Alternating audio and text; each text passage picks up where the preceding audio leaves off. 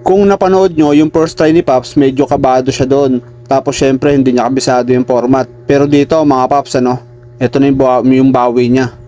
Tara, panoorin na natin kung paano niya naipasa dito. Figure of 8, tingnan natin kung okay siya dito. So ayan, ito na yung gagawin niya, no? Okay, nakaisa na siya. Pangalawang balik, okay, goods. And then last one. Tingnan natin kung babalik siya rito, no? Babalikan niya nga ba talaga? Okay, very good. Dito sa 1, 2, 3, 4, baliktad yung ikot niya rito. Tingnan natin kung tama na. So number 1, okay, very good. And then number 2, tingnan natin kung tama na yung ikot niya rito. Kanina kasi baliktad eh. Okay, yan ang tama. Yan, very good. Number 3, ay number 2. And then number 3, tama din tong ginawa niya sa number 3. Okay, goods na to mga Paps. Yun lang naman yung kadalasan nangyayari dyan. Nagkakabaliktad yung ikot. Pabaliktad.